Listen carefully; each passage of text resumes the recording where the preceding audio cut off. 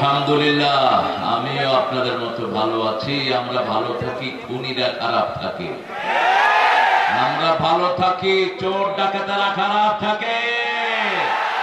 আমরা ভালো থাকি, ফজলুল কাদের চৌধুরী, সালাউদ্দিন চৌধুরীর খুনিরা খারাপ থাকে। মতিউর রহমান নিজামীর খুনিরা খারাপ থাকে।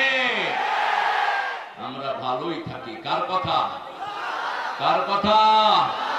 ইন্নাল আবরার লাফি নাঈম ওয়া ইন্নাল ফুজ্জার লাফি জাহিম। আল্লাহ বলছেন নেককাররা সব সময় নিয়ামতের ভিতরে ডুবে থাকে, আর খুনি ডাকাত চোর ছাত্রেরা সব সময় জাহান্নামে থাকে। নেককার হতে চান তো? তিনটা আয়াত পেয়ে রাহমাতাল লিল আলামিন সারা রাত সারা দিন কেঁদেছেন। কয়টা আয়াত? তিনটা। সূরা আল ইমরানের 191 থেকে 194। সারা রাত কেঁদেছেন, সারা দিন কেঁদেছেন রাহমাতাল লিল আলামিন। সাহাবায়ে কেরাম যত কথা বলেছেন শুধু কান্নাতেই ছিলেন। শেষে তিনি আয়াতগুলো তেলাওয়াত করলেন। আয়াতের শেষ অংশে আল্লাহ উল্লেখ করছেন ওয়াতাওয়াফানা মাআল আবরার। হে আল্লাহ, নেককারদের সাথে আমাদেরকে মৃত্যু দান করে দিয়ে। আপনারা নেককার হতে চান তো? নেককার হতে চান তো মুসলমান? হাত তুলে দেখায় দেন।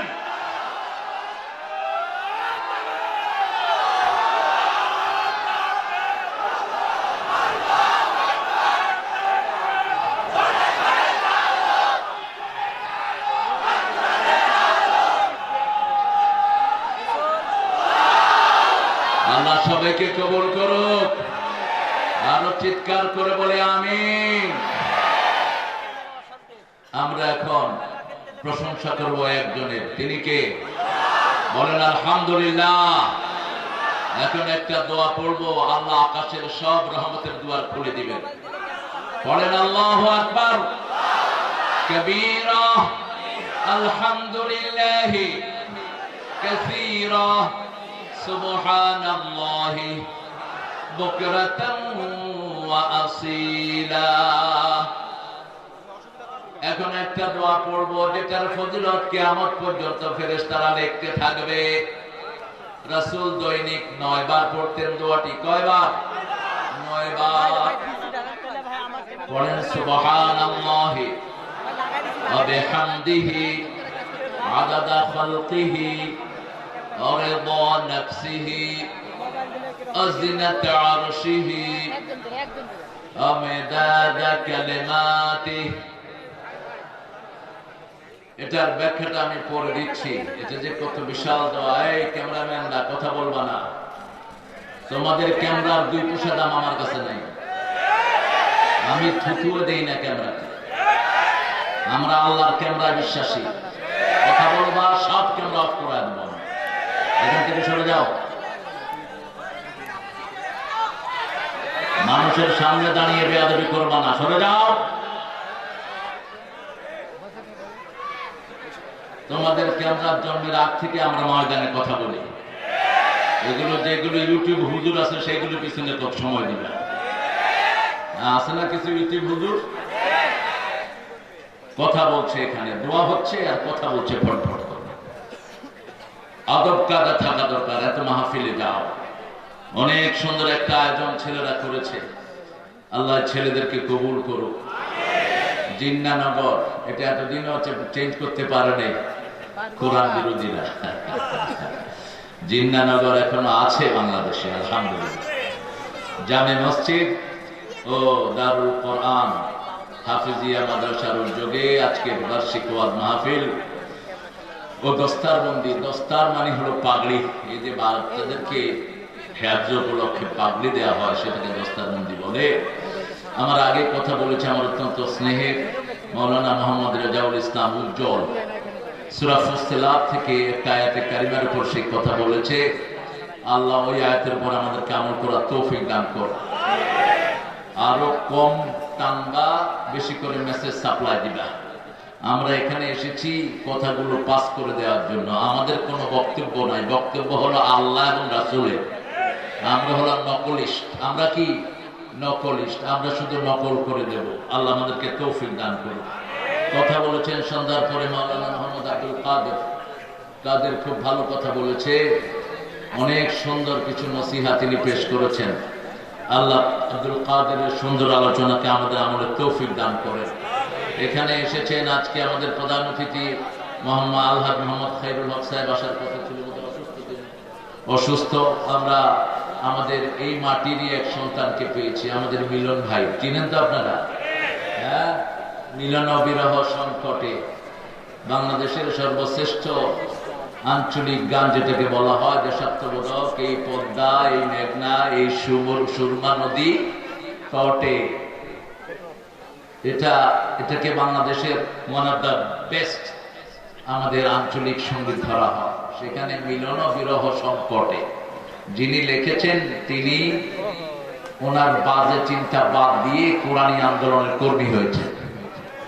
তিনি গান লেখা ছেড়ে দিয়ে এখন কোরআন অনুবাদ করছেন, আলহামদুলিল্লাহ বলছেন। তিনার বিবির নাম আমি বলবো না, আপনারা চিনবেন। বিবির সাথে তার ছাড়াছাড়ি হয়ে গেছে শুধু এই কোরআনকে কেন্দ্র করে। ওনার বিবি লালনকে নিয়ে আছে। লালন একটা মুশরিক। লালনকে যারা ধারণ করে এদের দুনিয়াও শেষ, আখিরাতও শেষ।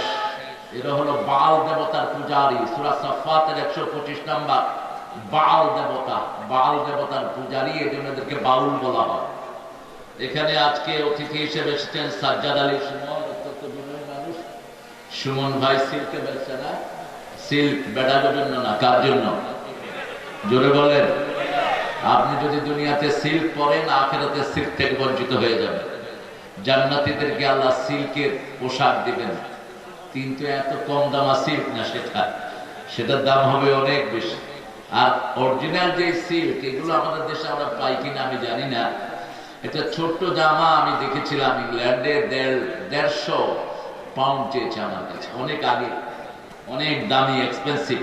তো এই সিল্কটা আমাদের এই রাজশাহীর একটা ঐতিহ্য, আমরা যেন এটা ধরে রাখতে পারি, আল্লাহ তৌফিক দান করুন।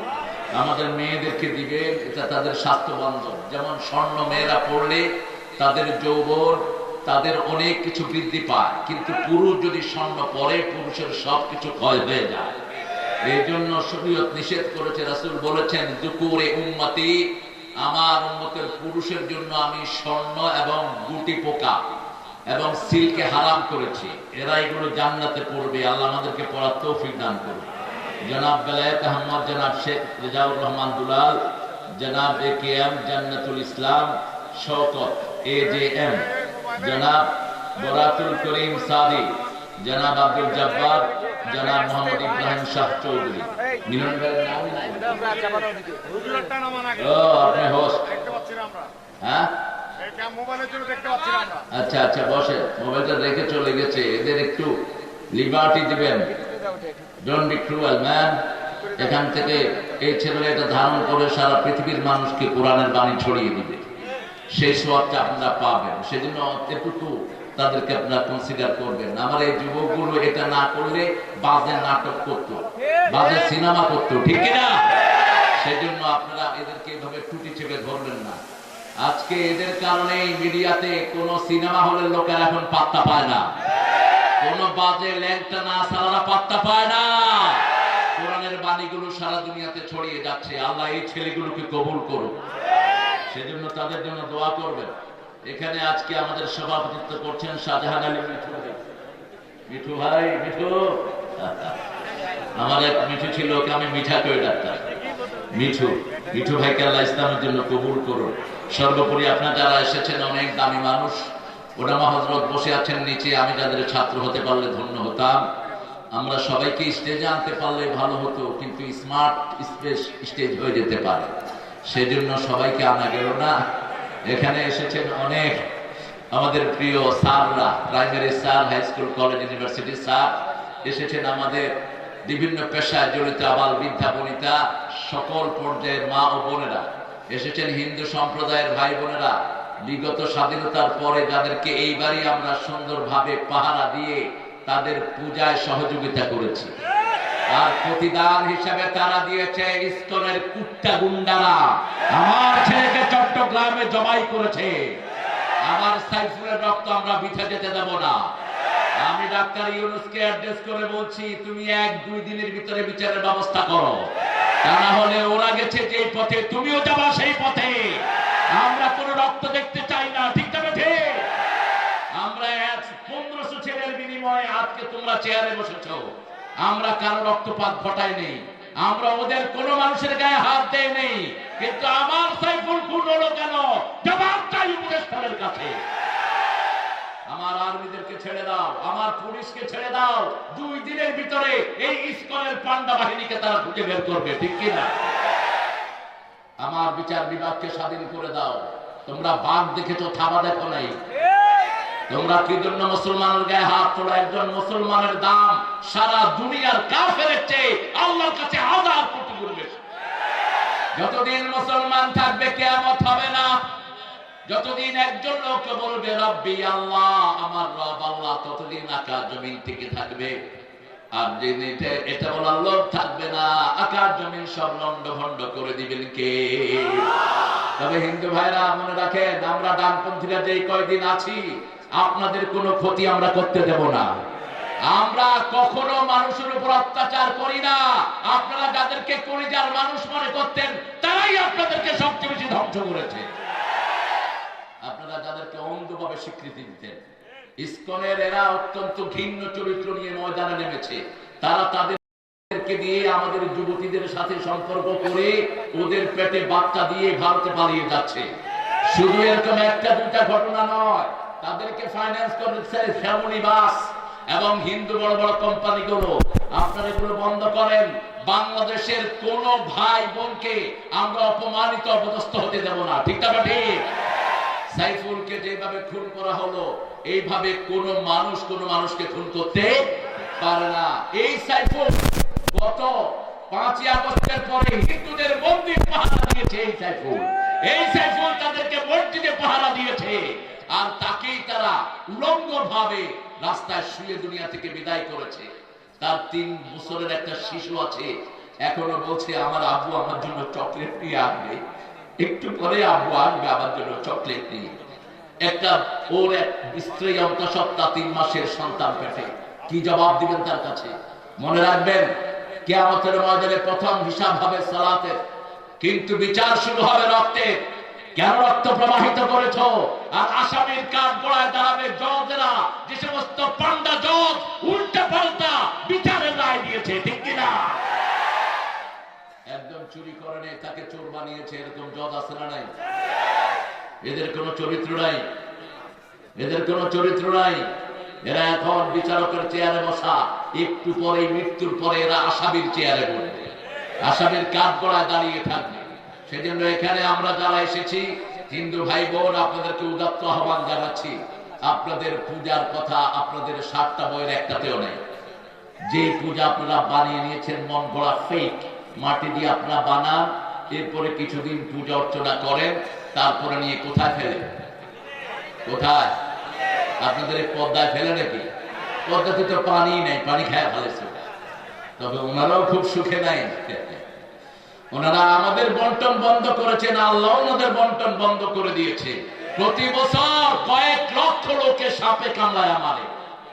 কারণ হলো পদ্মার পানি বেঁধে দেওয়ার কারণে ওই পাড়ে ঘরে ঘরে পানি ঢুকে গেছে, সাপগুলিও থাকার জায়গা নাই। আয়সা ছবল দিয়ে কামড় দেয়, ওরা কয় দেবতা।